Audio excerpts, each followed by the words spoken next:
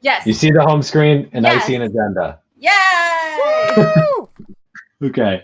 Awesome. Let's go ahead and jump in. Sorry for the technical difficulties. So just like a little bit of introduction for everybody. So I'm Max. You can see this like hilariously formal picture of me. My beard does not look that good anymore. And I work at LinkedIn. So my day-to-day job is all about, what's the best way to describe it? I work on what's called the monetization strategy and ops team. Essentially what I do is business strategy for LinkedIn all around how we make money as a business. So I'll talk a little bit about how we make money because I think it's kind of important to understand how to use the platform effectively.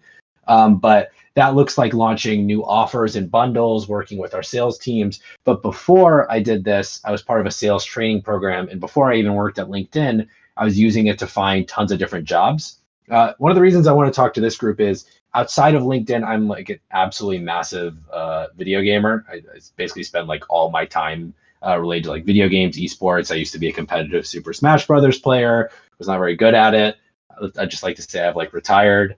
But now, actually, in my free time, I write about the strategy of the gaming world in a newsletter called The Pause Button. We actually put on a panel this morning with John Robinson, who's the president and CEO of 100 Thieves, as well as some investors, some folks from Riot Games. So if you're ever interested in understanding a little bit more about the business of how games work, we write an issue a week, and it's just something I do for fun in addition to this. So I'm going to jump in. If anyone has any questions, there's a Town Hall Q&A channel, I believe. So I think everyone should be able to see the slide, and now I'm on the agenda, right? Yes, sir. Cool, great. So I'm going to talk about 4 things today, and if there's anything I don't cover, let me know and we can double back over it. So first, I want to talk to everyone about why I think LinkedIn is a super important platform. And I know I work there, so like take everything I say with a grain of salt. But I think it's super useful. Every job I've ever gotten has been through LinkedIn. Then I'm going to spend a little bit of time talking about designing a LinkedIn profile and what I think good looks like there and what's helped me get jobs. And then I want to talk a little bit about how you then use that profile to go find opportunities, mentors, managers, jobs, and everything on the platform. Then want to take some time for Q&A at the end. And we could touch on Q&A. Maybe we could do a little bit of talking about how to use LinkedIn to find jobs specifically. But I thought that building your profile and tapping your network were the most important things to cover. So I'll jump right into why LinkedIn. So LinkedIn has this grandiose like value proposition about connecting everybody to opportunity. Our vision and our goal is to connect every member of the global workforce to economic opportunity, right?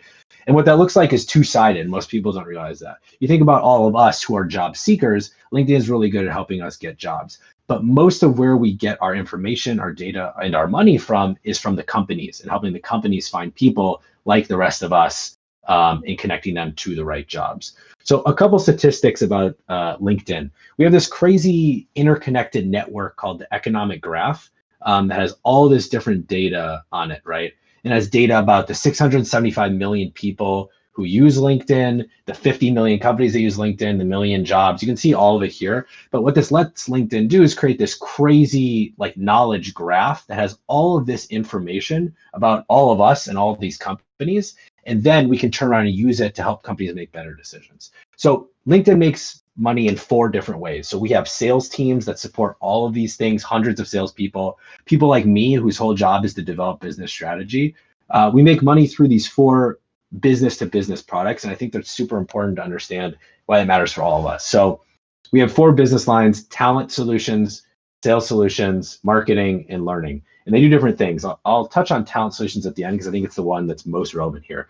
Sales solutions is a product that we sell to companies that lets them find new sales leads. Marketing solutions lets people advertise on LinkedIn, and learning solutions lets you take classes. But the thing that we're best known for is selling tools to companies that let them find potential employees on LinkedIn. They literally can search through all 675 million members and find exactly who they're looking for on literally whatever criteria you could ever imagine, which I think is super important for understanding how you design your profile. We also have LinkedIn Premium, if you're familiar with that. It does generate like a bunch of money, but we actually don't have any salespeople who sell it. That's completely self-serve. Whereas all 4 of these, most of the employees you'll find at LinkedIn are responsible for running these businesses along the way. But all 4 of these businesses and the companies we sell to all hinge on the profiles and the profiles that all of you are building, right? You can't find someone who'd be a good candidate. You can't find someone to be a good sales lead, advertiser, whatever you want to call it, unless you have the information about them. So that's kind of where it all starts with the profile. So let me jump in a little bit as to why I think it's worth having a LinkedIn profile. And for me, there's 4 main reasons. First one is jobs. The second one is hiring. The third one is your personal brand. And the fourth is connection. Let me talk through examples, right? So when I say jobs, all those hiring products I just talked about through LinkedIn Talent Solutions, all these companies, these millions of companies that are paying for this product, they all search by using your profile. So when I'm a recruiter and I go and use this LinkedIn tool called LinkedIn Recruiter, I literally put in, I want someone who has X years of experience, went to X school, any feature you could ever possibly imagine is based on your profile. So as a quick example, I actually used to be a recruiter at LinkedIn and I recruited product marketers. So I would meet with the manager who wanted a new product marketer and I would say, what qualifications do you care about? And then I would literally go into our recruiter tool and search for profiles that match those qualifications. So it's super important you line up your profile in order to be at the top of that list when recruiters are searching. The second reason is hiring. Maybe you're not getting a job through LinkedIn, but you're talking to a potential manager. Everyone is going to come look at your profile because it's an extension of who you are. It's an extension of your resume. A super good example is I don't have any background in business strategy. I've like learned along the way. So when I was recruiting for the current job I'm in doing monetization strategy, which is like some nebulous, crazy businessy sounding thing, I went ahead and I tailored my profile so that if anyone on the team, on this monetization team, was looking at my profile, they'd be like, oh, this guy knows what he's talking about, or, oh, he has some experience here, right? So even if you're not applying to jobs through LinkedIn, there's a pretty good chance whoever's going to hire you is going to look at your profile. And, you know, it's okay if it's empty or doesn't exist, but if you do it upright, you can use it as an actual valuable asset for you. So suddenly your potential future boss is looking at something that makes you already seem like a great candidate, gives you a leg up out the gate. The third is personal brand. I think LinkedIn is a super underutilized content platform. Basically, everything you write, comment, or share is all over this feed all the time, and all of it lives on your profile. It's all connected back to your profile, kind of like a Twitter profile, right? Content is a little bit more stodgy and stiff, like if we're all going to be totally honest on LinkedIn, but it's great to have another place to brand yourself and another touch point. A great example is the pause button, which is this business strategy newsletter I write about video games. So because it has sort of a business spin to it, I'm connected with lots of business people in the industry of games. They all come and look at my profile and they see, oh, this guy writes this newsletter. I'm going to go ahead and take a look. Excuse me, sorry, cell phone is ringing. I'm going to go ahead and take a look at this profile. And then I'm going to see, oh, this guy actually knows what he's talking about. He works on LinkedIn, helps me grow my brand. So that's where it's important from a personal brand perspective. Last is connection. It's a really good place to build your network and stay in touch with people. A really great example is I was potentially looking for a job at Unity, which is a really big game development company. And I emailed the director at the company and said, hey, can we talk? I didn't want to ask for a job. I just asked her if we could chat. Because my profile was so filled out at the time, she was like, oh, this person is genuinely interested in games and is genuinely worth talking to. So we were able to get on the phone, have a 30-minute conversation. And then a month and a half later, she sent me a job in case I was interested in joining her team. Ultimately, I decided to stay at LinkedIn because I'd only been here for like 6 months at the time. But because I had a filled out profile, she was willing to take the call. And ultimately, she was willing to potentially allow me to interview for her team, which I thought was pretty cool. So anyway, I think profile is super important, but I think there's tons of stuff on it. And there's a couple places you can spend your time the best. I'm going to go through each of them really quickly and I'll explain why. The first one is, I skipped it, a picture. Pictures are super important.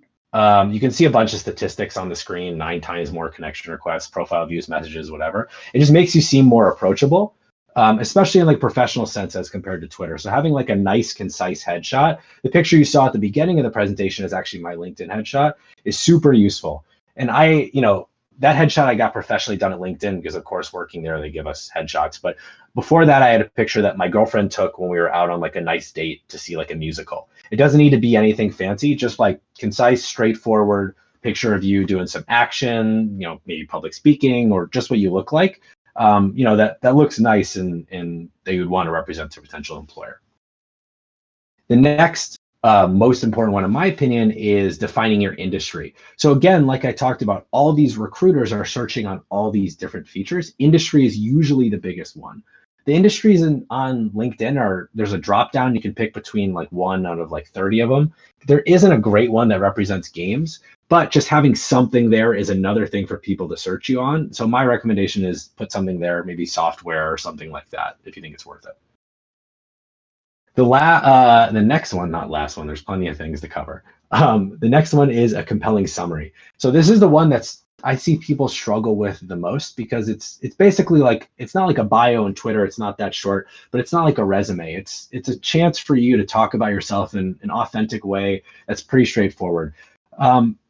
There's tons of different approaches you could take here. My recommendation is to look at the profile of someone who has the job you want. How are they describing themselves? And format your summary off of them. Me, for example, I keep mine very concise and short, and I try and be super direct about the kind of words that I'm using. So I'm not using a lot of buzzwords. Instead, I'm using a lot of words that relate to the kind of jobs that I want, as well as links to my other social profiles, like my newsletter, like I described. So I can blast it out. It's kind of like the first place people stop when they're looking to learn about you. The next one is, in my opinion, the most important, and this is your work experience. It doesn't matter what kind of work experience you have. You should put something on here, and you should write in paragraphs, not bullet points like you would in your resume, what you did. And again, there's going to be a bunch of statistics on here because this is all like LinkedIn created content. But in my opinion, these work experiences are super important because they give you a chance to expand on what would normally be maybe 10 to 20 words in your resume. So now instead you can talk about all the different things you've done. You can add a bunch of numbers to quantify the value that you've driven. And so you can make your experiences seem way more legit, at least in my opinion. My current work experiences are super tight and super short because I'm not actively searching for a job. But when I am looking for a job, I'm going to optimize these to make me sound really great. Because besides the summary, recruiters are looking at this pretty much before anything else. So it's great to have a description there in addition to the job. That's my 2 cents. In addition to the description I just showed all of you, another great thing to add is examples of your work. So let's say you're a graphic designer or a game designer, or you put on events. You can link different little media samples like you see here, like videos or pictures, and it makes your work and your work experience seem way more legit. I remember I interned at Glassdoor, which is another job company, and I even uploaded a picture of me and a bunch of interns like wearing Hawaiian shirts, right? It showed like, oh, cool, I was part of an intern class and like part of a community, but adding this media here under it just makes your work experience look more legit and gives you a chance to put your work directly in front of recruiters. So if you worked on something really tangible that you can link to, there's a pretty good chance they're going to see that and click through it. Whereas in their resume, just being honest, when I was a recruiter, I'm not really going to follow any links or go anywhere. Definitely wanted to recommend as well adding volunteer experience. I think it's super important to show you're a well-rounded person. When it comes to professional stuff, it depends on what you're trying to go into, and volunteer experience is relevant. But I think it can be an opportunity to really humanize you in a way that, in my opinion, a resume really doesn't, and show the kind of things that you really care about. And of course, like I mentioned, the more information you put on your profile, the more things recruiters have to search you on. So why not make yourself look a little bit better? So really quick, and you'll see this little like post-it note thing up here. It's just like some PowerPoint thing. A quick review of all the things I recommend putting on here.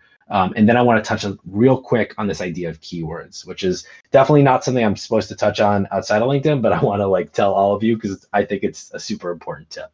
So again, I recommend having a picture, having a description of your industry plus a concise headline. So a little headline under your profile. I'll show you a couple examples in a minute.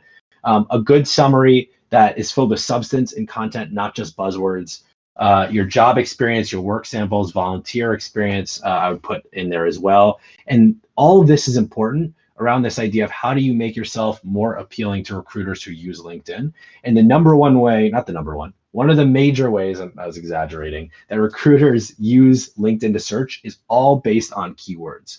So when I was recruiting for product marketing, the manager came to me and said the words go to market, product marketing, product launch are very important. I put those exact words into LinkedIn search, and anybody who had those on their profile were super valuable to me. So suddenly, right, we think about our summary, we think about our job experiences, we think about volunteer experiences, work samples. All of these things are opportunities to write about ourselves and include these keywords. and drive ourselves up the results when recruiters are searching for people, and up the results on Google when people are searching for those things on LinkedIn, right? So it's a really good idea to optimize for keywords. If you're not sure what keywords to put on your profile, my recommendation is, again, two things. One, go look at the person who has the job you want. That's always a really great, and I'll show you an example in a second, but that's a really great way to see how someone more senior and further along in their career, if they choose to utilize LinkedIn, is representing themselves. Great place to steal some keywords from. The other place to look is go find a job description for a job that you want to apply at. A really good example is I have an aspirational goal of being a product manager or owning a digital product at a software company. I know a ton of the keywords that matter. Like I said, product launches, go to market, scaling, like various buzzwords like that, because I've looked at so many product manager job descriptions. I know if I want to show up more, I can just get those keywords into my profile. So a couple quick examples here. And I know I'm moving somewhat quickly. I'll make sure we have time for Q&A at the end. I realized if I click away from Discord and away from the PowerPoint and into Discord, it'll stop the presentation. So I'm going to keep going. And when we get to the end, I'll take a look at the Town Hall Q&A channel. So a couple examples. I talked a lot about a concise headline and a photo. So you'll notice here's my profile at the top. I have a somewhat professional photo. I have a headline that's a really great way to just highlight what it is I do. Everyone can look at this information right here between my picture and my headline and basically know everything they need to know about me and if they want to click more, right? I work on monetization at LinkedIn. I'm the co-editor of something called the pause button. That's pretty much where I want everyone to know about me. Talking about a keyword optimized job description, we have this example pulled from Fwiz, or Ryan Wyatt, who's the head of content gaming at YouTube, right? If you take a look at what Fwiz has done over on the right side of the screen, he has so many keywords. I almost think someone wrote this for him. This is like one of the best like LinkedIn descriptions I've ever seen, right? He has stuff like gaming, brands, P&L, cross-functional, YouTube, and he has those media samples I told all of you about highlighted in the blue box right there. So this is a really good job description. I look at Fwiz's profile all the time because I think he has a really cool career and I would love to do something similar. So what is he doing as a senior director that I want to be doing one day? An even better example for some of us could be someone who's just recently out of school. Fwiz is a career gaming person, right? I'm not anywhere close to being a senior director. I'm an associate or an analyst or something like that. So maybe look at keywords for other folks who are at your level, but it's also good to look aspirationally at someone like Fwiz. At the bottom, I talked a lot about those keywords. Here's an example of a summary from someone who works in the industry who I really admire and I think does a great job. She writes a couple quick sentences, and then at the bottom, she has this little section that says things I love: gaming, cooking, esports, events. Those are things she likes, but those are also just a chance for her to crowbar keywords into her profile. So not only has she written about herself, referencing numbers, she's worked for 6 years, events for 5, specific organizations she's worked with, specific companies like Twitch, Discord, and Unity. She's also added keywords in here that's made her profile super concise and really well optimized. So in my opinion, that's the gist of a good profile. And like I said, profile is a really good jumping off point for pretty much anything you're going to do on the platform, whether you're applying to jobs, looking to connect with people, looking to build your brand, whatever. The profile is kind of all where it starts. And again, it all starts with that picture and headline and then the summary and so on. But let's say you filled out your profile and you're kind of trying to figure out like what next. Like LinkedIn is like this weird black box. And for me, when I was, in like a first year in college or second year in college, everyone told me I had to make a profile and I filled it out, not even with all these things. And it's like, okay, what do I do now? So in my opinion, for most of you, the most important part of LinkedIn is this idea of tapping your network. So it's taking your digital presence and connecting with mentors, potential jobs, potential companies, all to create opportunities for yourself. So every job, like I said, I've ever gotten has come through LinkedIn. So I worked at Glassdoor, which is a hiring company based in the US that leaves job reviews. The way I got this job at Glassdoor is I found a girl who went to college with my sister's friend, and I messaged her on LinkedIn. And I didn't ask her for a job. I just said, can we talk for 30 minutes about what it's like to work at Glassdoor? Right? I had a filled out profile. She knew I was legit. I was connected to some other people. We hopped on the phone. Then 3 months later, when an opportunity for an internship opened up at Glassdoor, I messaged her and said, hey, this job looks really cool. Can you refer me? And she was like, oh, absolutely. And by the way, most of these like tech companies give people money when they refer people. So everyone's usually down to do it. And she knew I was great because we had already had a conversation. She knew she could put her name on the line to refer me, right? So my recommendation after you build up that profile is it's all about figuring out how to tap your network to find people like that. So I'm going to talk about, my opinion, the 2 best ways to find people. And then I'm going to talk about the 2 best ways to contact people once you've found the right folks. So the best place to start is LinkedIn search. And I have this like great little screenshot here, but you can find the bar right at the top, at least on the web one. I recommend doing a lot of the searching on your computer instead of your phone. It's just a little bit easier. But when you go through search, it's really the entry point to the entire product. You can search anything, and you'll see an example of my searches down here at the bottom, right? And I blurred out some things for people's privacy, but you can see I searched associate product manager, which is a job I'm interested in, a venture capital company I was interested in. It's recommending me things I should search for. It's showing me people I've spoken to. The search bar is really the entry point to the whole platform. And it also does a really good job of teaching LinkedIn what you're interested in. So the more you use the platform, the more it's going to learn through like artificial intelligence and stuff like that, what it should show you. And that means it's going to show you more relevant jobs, more relevant content, more relevant people to connect to. So everything starts with search. So if you're just like, I'm interested in, what's a good example? EA as a company. EA is cool. So I'll just go ahead and type like EA into my search bar, and then I'll be taken to the company page for EA, and I can see all these different things about them, who works there, if anyone I know works there, what jobs they have posted on LinkedIn. So in my opinion, just search whatever you're thinking about, and it's a really good way to start. But to even be more targeted than that, I recommend going to the alumni page on your school. So not every school, lots of schools have pages on LinkedIn, like Humber, for example, and all of them have this alumni tab where it shows everyone who has your school on their LinkedIn profile. And you can search through all of them, when they graduated, what they do, things like that. You can search them by keyword, by the title, what company they worked at, right? So even more broadly than just searching and trying to find the right person, targeting alumni is a really great place to start in order to start making those connections. And I have a couple notes here on the right side, right? I mean, having a warm connection to somebody, like we went to the same school or we know the same person, is a really good way to make sure someone answers you or to get them more likely to answer you. On top of that, alumni might have really good connections to your local scene because they're from or lived or worked in the same area as you. So they may not be able to give you a job, but they might know somebody who could. Also, it can help give you a sense of where you go long term. Like I said, I'm really career oriented. So I'm looking at profiles of alumni or people I might want to mimic in the future and seeing what did they do? How did they build their path? That's always a really interesting thing for me. And starting at the same school is a great connection point. And then it's also a really good place to find mentors or managers.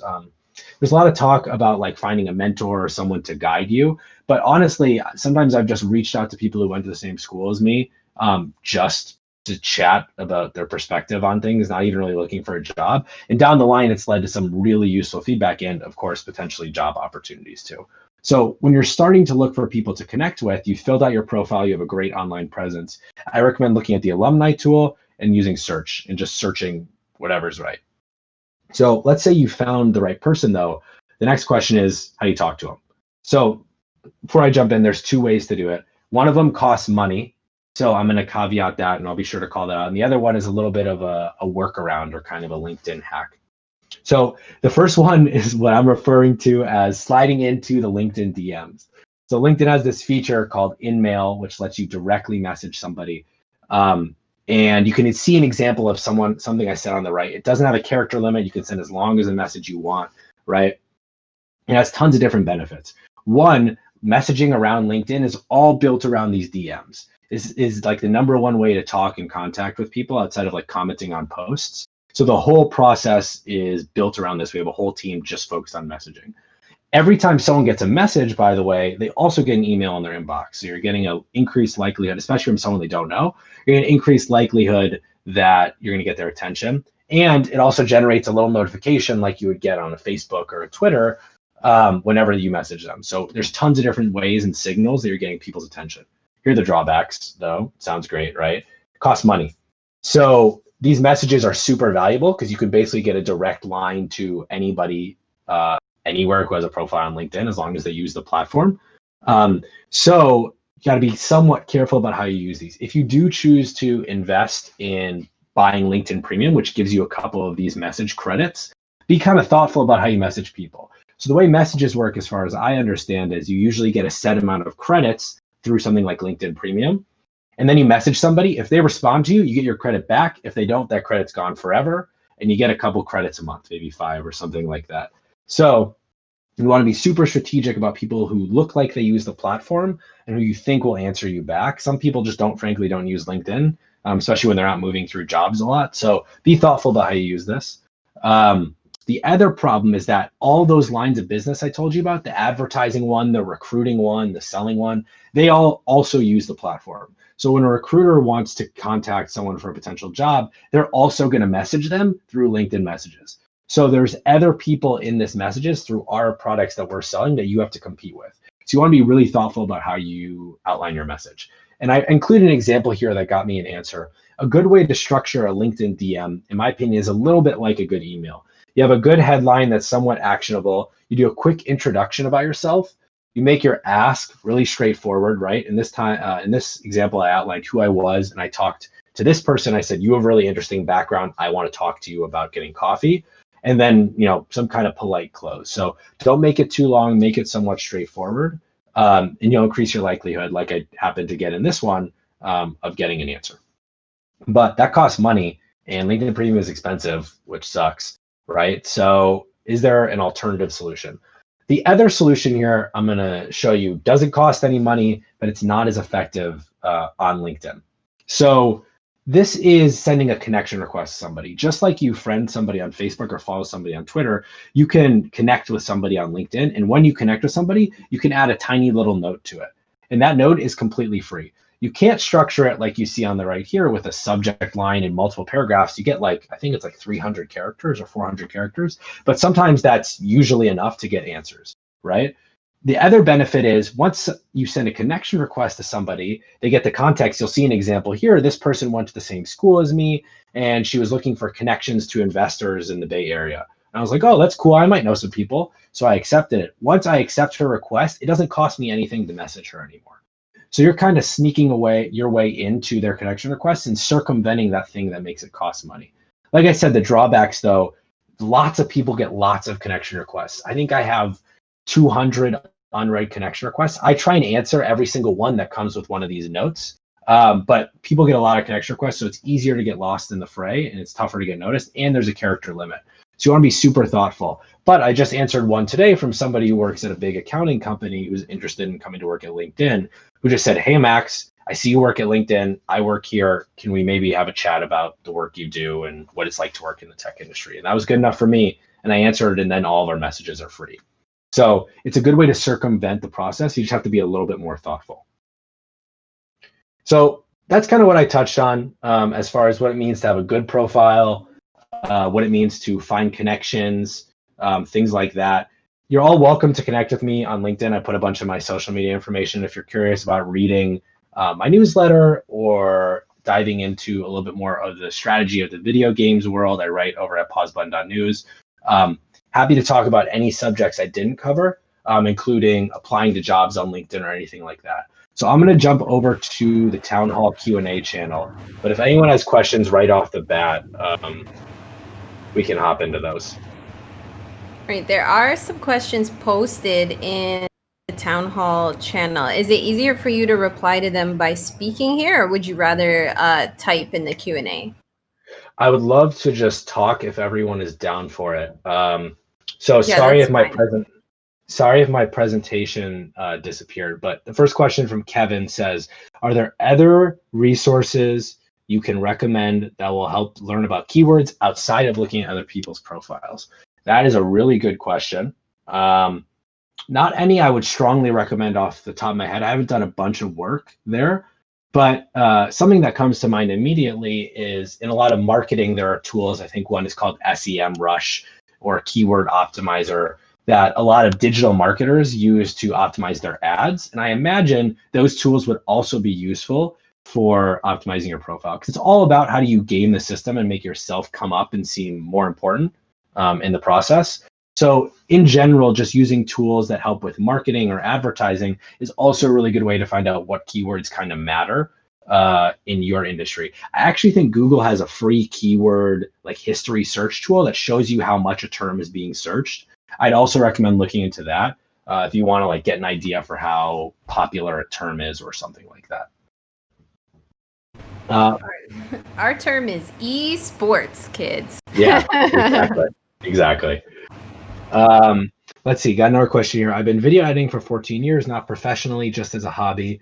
It was always just uploading videos to YouTube and put 14 years at YouTube, except it makes you look like you worked at YouTube. That's fair. That's a good question. So this question says, this person has been editing and putting out YouTube videos, and on their profile, they say that they're a video creator at YouTube, but it makes it look like they work at the company when they don't actually work at YouTube. They're just a content creator through YouTube.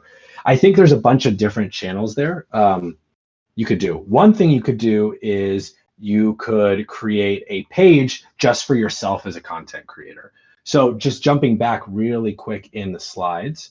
Can everyone see the slides again? You can see the alumni page. Yes. Cool.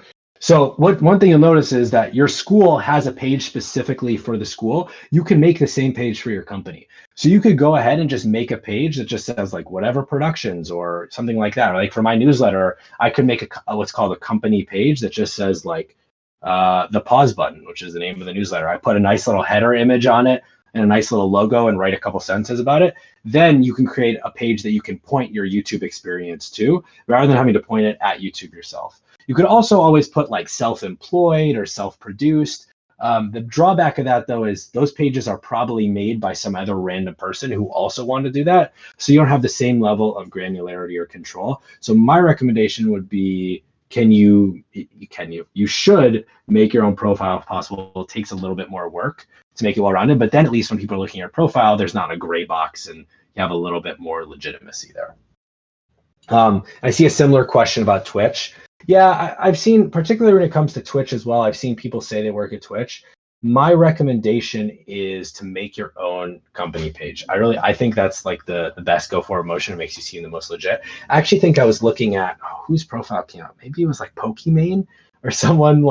Sometimes I just like look up gaming people on LinkedIn, and I think she had like Pokimane LLC or something like that. It doesn't need to be that legit. You could just put like like Max's channel, or Max Productions or Lowenthal Productions or something basic like that. That's my recommendation.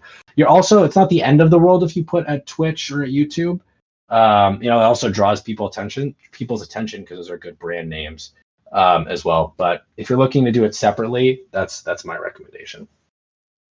Another question here: are there critical keywords that students can focus on, particularly from a perspective as someone intersected in gaming? Is it better to be video game keyword focused or traditional professional language focused?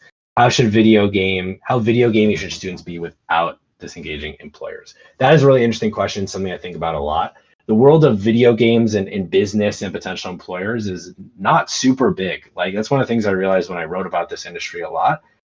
Is it's growing, but there's so many more people on LinkedIn who are like insurance salesmen or something like that, right? So my recommendation is be as authentic as possible without making it so someone with no context reading your profile couldn't understand it, right? So just jumping back to a good summary example on the slides.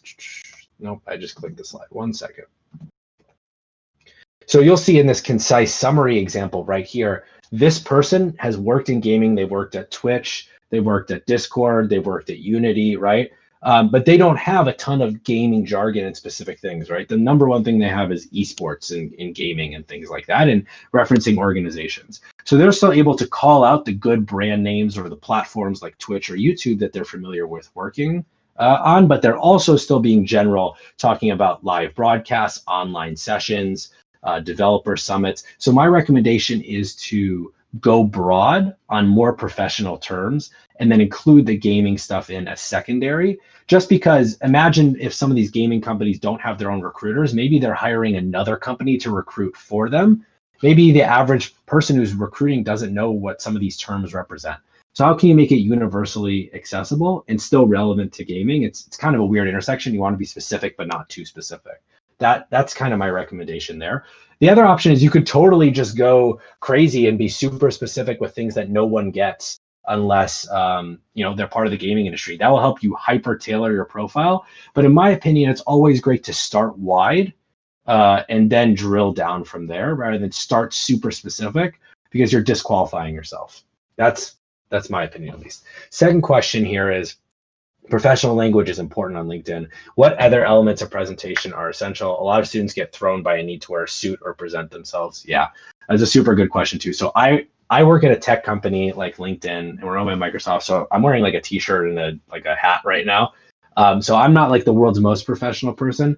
The way I describe it is like business casual or somewhat approachable, right? So like I wouldn't go crazy like you're like talking to your Twitch chat or like cheering on your favorite team at like a tournament or something like that, and just going like completely unfiltered, but you still want to be your authentic self. So the shirt, for example, I'm wearing in my profile picture here is just like a normal button down.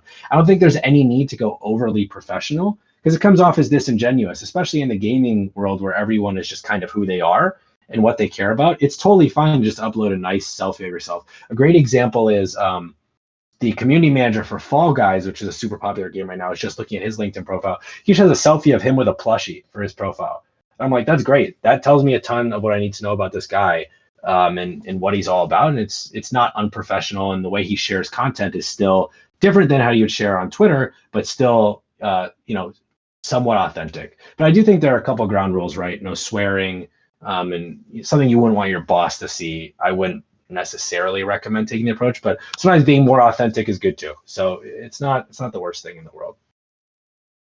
Someone said they were studying the Fall Guys guy right now. Yeah, he's got like a super interesting job. If you're interested, we're actually writing about it in my newsletter this week. He just shared a really great Twitter thread about how to build communities in video games. So he does a lot of really great stuff. Let's see here. Does anyone else have any specific questions or any topics that I haven't touched on?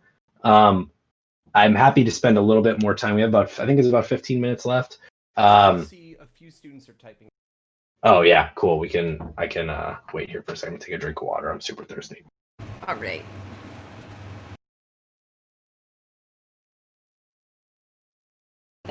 Someone is typing.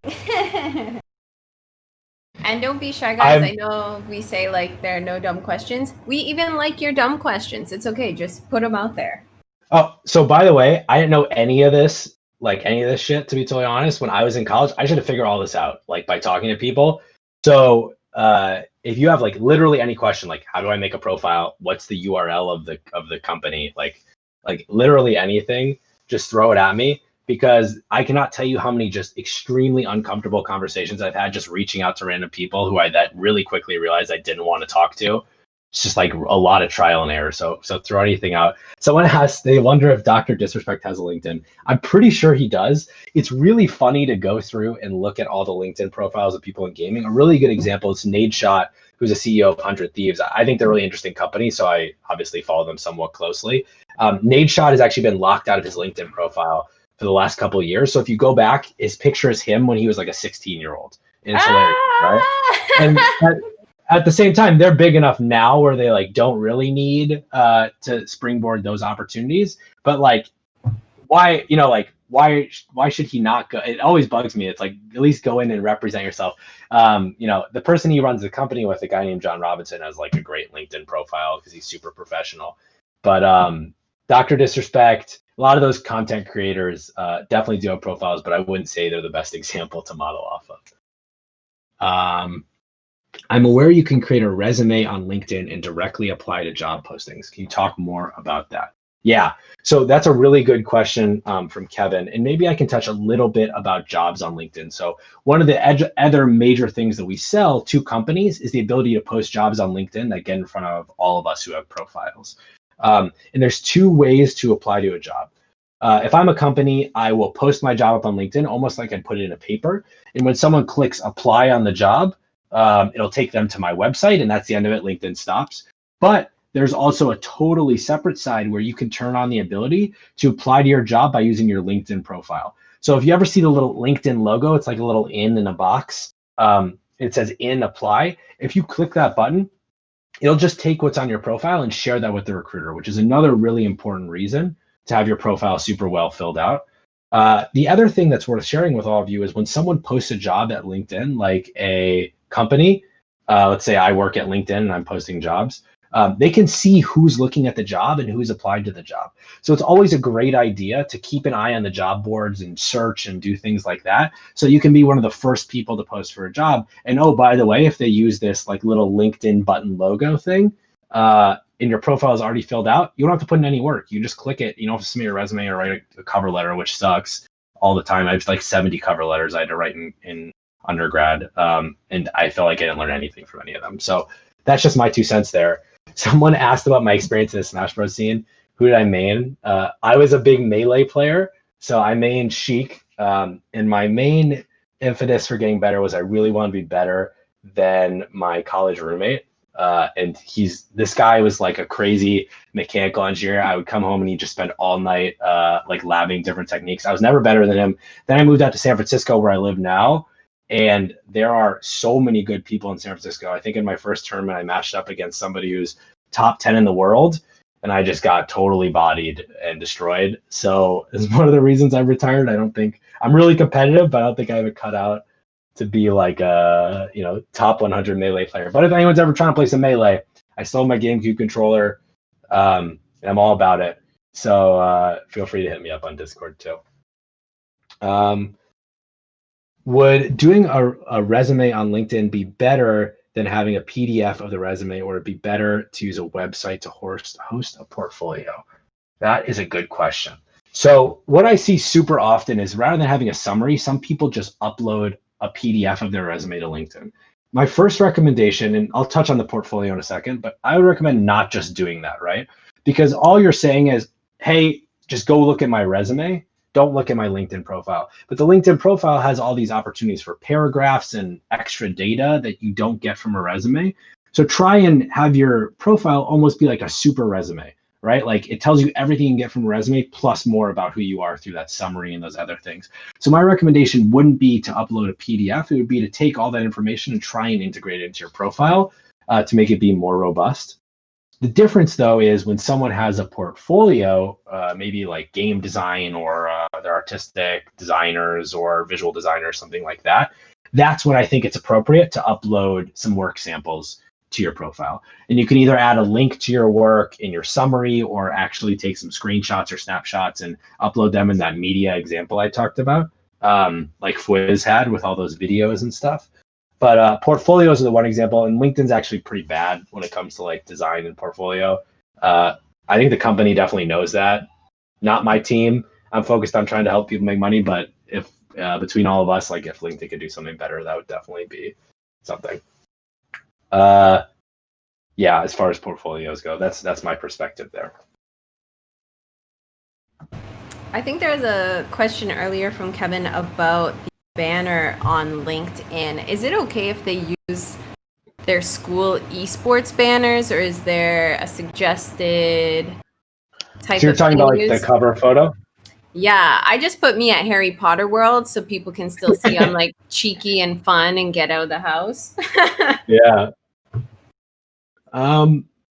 I don't think there's any like right way to do it. Mine is like hang on, I'll pull mine out. Mine is some like, look at that blue thing, like fancy technological, like whatever circuit board hardware type thing. It can be really anything. Again, the two things I would think about is how does this look on a phone and a computer, like aesthetically? Especially you don't want the focus to take away from your profile picture and your headline. That's kind of the most important parts. You want it to be somewhat neutral, and you want to make sure if it is an image that it's the right dimensions as well. You can kind of just go crazy here, honestly. I'm pretty sure this blue one you see in the background, I put 6 or 7 years ago in my freshman year of college. And I just found it by Googling LinkedIn cover photos. And I edited out the little logo or something and just pasted it on there, and it looks fine. But if I'm thinking of like important things to think about for a cover photo. It's don't take away the attention from your profile picture and headline. Make sure it looks good on phone, web, all platforms, and make sure it's just like somewhat neutral, but still, nice to look at, I guess.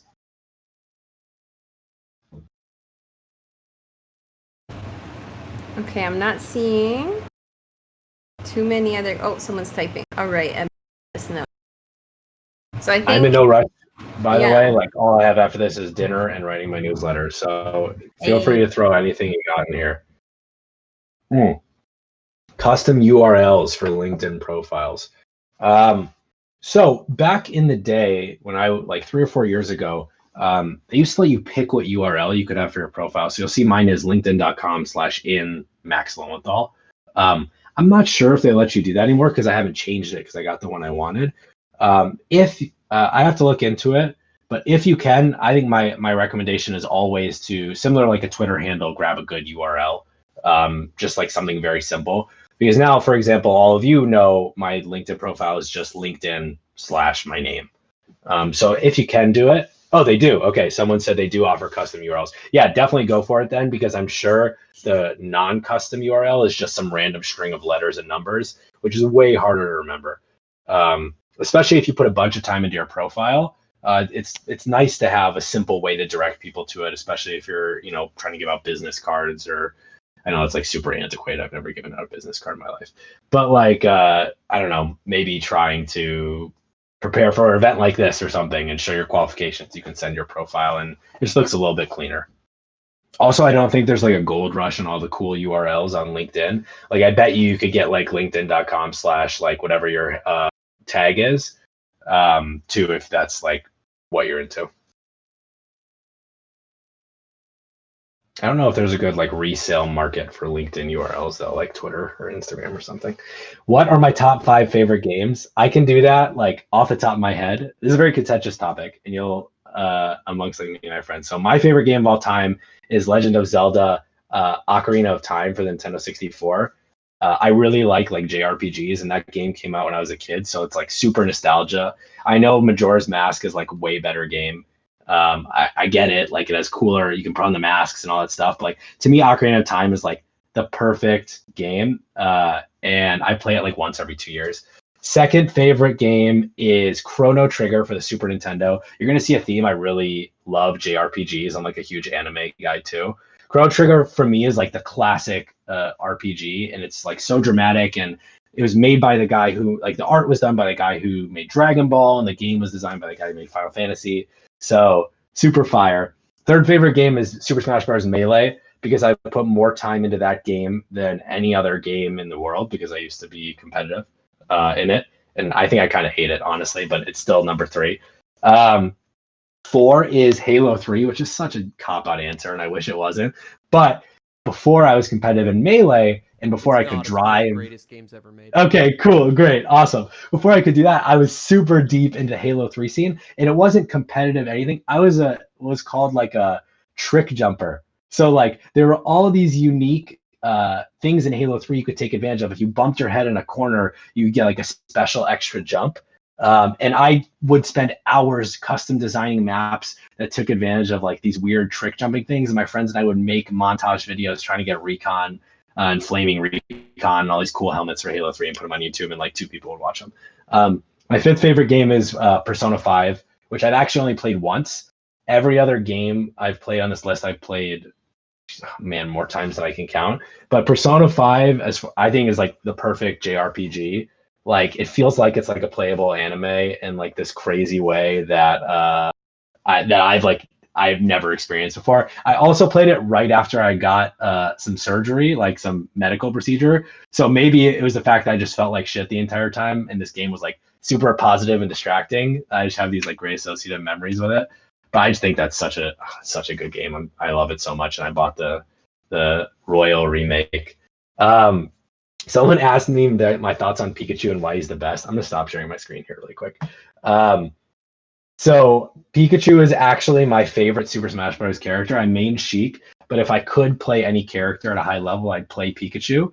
because I think Pikachu is like the coolest, most quintessential character. I played him in N64 Smash. I play him in Melee. I try and play him on every single game. If he was better, he would be my main in Melee. Like so much so that I switch off between the two characters. But it's really hard to use Pikachu. There's a competitive player, this guy named Axe, who plays Melee, who's like the nicest dude in the world and is so good at Pikachu. And he's like my idol. I met him like once or twice, and I'm like, you're like the dream. Like you're a low tier or mid tier character main, just trying to make it out here. Yeah, I met Axe when I went to Evo one time, so I competed in Evo. If anyone's familiar with that, like the World Fighting Game tournament, and I went 0-2 instantaneously. Sorry, I went 1-2 because someone didn't show up for a bracket, so they got disqualified. So I got. I figured you were you knew what was going on. But 1-2 was sick. I still tell people I went 1-2. Didn't get last place for Melee, and then I just got totally bopped, and then I walked around and tried to meet all my favorite players in Fanboy, which was super fun, and went to like the finals and stuff like that. How did you get the idea to start up the pause button? So one of the things I'd recommend to all of you, and I think people in gaming are really good at this, is just like if there's something you care about. Oh, sorry, there's a question above. I'll finish this one. I'll get to that previous one as well. If there's something you care about, like, and you think there's a need for it, like, go do it. I think this is like how streaming works in general too. Like, you may think no one wants to hear your voice, but like, there's nothing wrong with going and putting it out in the world. And you have so much to gain for it, right? So the reason I started this newsletter is because my best friend at work and I, this guy named Fozy, who moderated the panel this morning, if anyone had the chance to tune into that, we're sending each other articles back and forth, and we would just not get work done. We would just talk about it. And then we were like, oh, we should write down what we think about video games. Like maybe people want to read that. And no, obviously no one wanted to read that. Like we have no background in gaming. We had no idea what we were talking about, right? But what writing all that down did allow us to do is to start to refine those skills.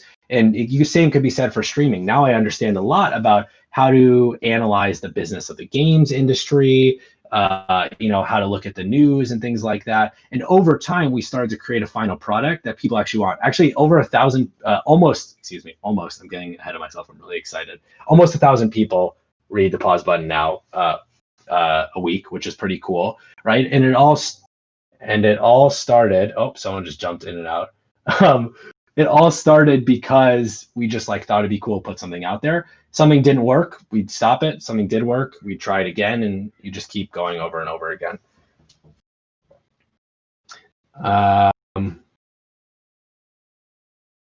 Yeah, is there anything else? I'll fish out the one question that was above.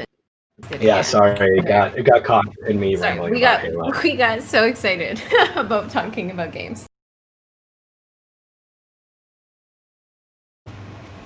Oh, does the featured profile section matter? So the question was, does the featured section of the profile have a big impact on your profile design, or is it best to leave it clear and let people get a more general experience? So this is actually a new feature that came out on LinkedIn since I've been working at the company. I guess it's been like 2.5 years, but over the last year or so, where you can highlight, like it's almost like pinning a tweet. You can highlight very specific things that go to the top of your profile. And I always recommend doing that, especially if you're someone with a portfolio or someone who has a stream or something that links out anywhere. The number one feature, I'm pretty sure, unless it's changed, the number one featured thing on my profile is a link to my newsletter because I want people to go read it. So it's just like I talked about with media samples. It's another great way to put in more links towards you and what you do and what you want to advertise. And it appears right below your summary. So I always recommend just like pinning a thing there. If you've got something, don't feel stressed if you don't have like media samples or anything like that. Like before I started the pause button, I didn't have anything like that. You can also pin any posts you make on LinkedIn. So when I'll share a new article for the pause button, or we'll do a panel like we did this morning, I'll put that in my profile as well. But no stress if you don't want to do